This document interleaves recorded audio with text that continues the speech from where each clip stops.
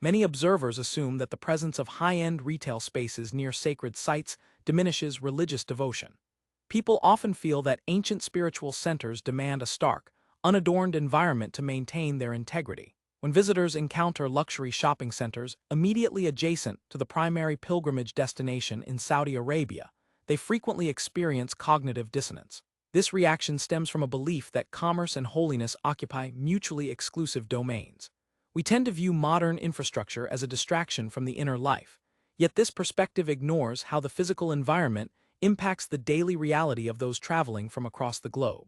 Modern commercial development is like a specialized prayer rug, because it provides a stabilized surface that prevents the user from slipping during intense movement. This infrastructure provides a predictable foundation for the pilgrim, ensuring that basic needs do not interrupt the primary goal of ritual observance. By integrating hotels, transportation hubs, and retail outlets directly into the site, the authorities reduce the cognitive load required for survival. A traveler who spends less energy searching for clean water, climate-controlled shelter, or reliable food will have more mental bandwidth available for meditation and prayer. The removal of these logistical hurdles allows the individual to remain focused on the liturgy instead of managing the complexities of a foreign landscape. While the visual aesthetic of the city has changed, the underlying purpose of the infrastructure remains the facilitation of the spiritual journey. This shift in design prioritizes the efficiency of the visit, allowing millions to perform their duties without the exhaustion that previously characterized long-distance travel. The environment handles the mundane details, which preserves the participant's capacity for deep, sustained engagement with the sacred space. Consider a visitor arriving from a distant country after a long flight. In previous decades, this traveler might have spent hours navigating local markets for supplies or searching for adequate lodging near the center. That process consumed significant time and physical stamina, often leaving the person depleted before they reach the destination. Today, the same individual steps off a train directly into a climate-controlled complex. They access food, medical services, and rest within a few hundred meters of the sanctuary. This immediate proximity permits the person to shift their attention to the ritual almost upon arrival. By minimizing the time spent on logistics, the system allows the pilgrim to maximize their time spent in prayer. The commercial surroundings do not demand interaction, yet they stand ready to provide whatever is required to keep the visitor moving toward the site.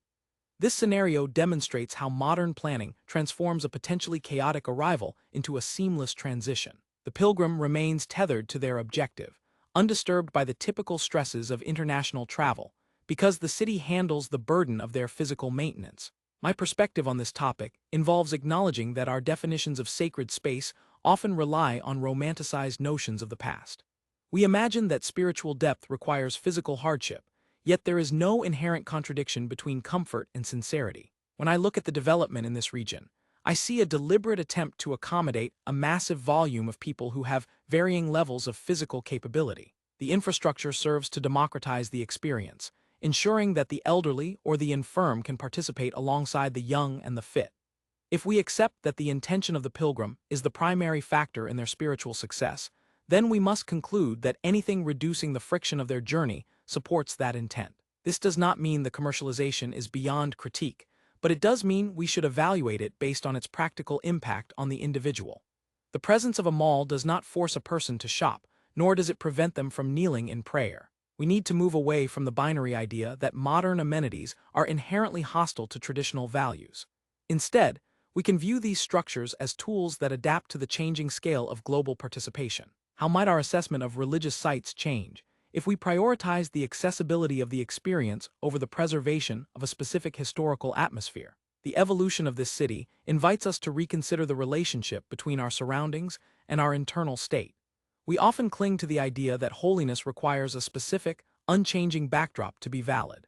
However, the experience of millions suggests that the spirit can thrive even in the most modern, efficient settings. Perhaps the true test of devotion is not found in the absence of commerce, but in the ability to maintain one's focus regardless of the environment. What does it mean for our personal practice when we stop demanding that the world remain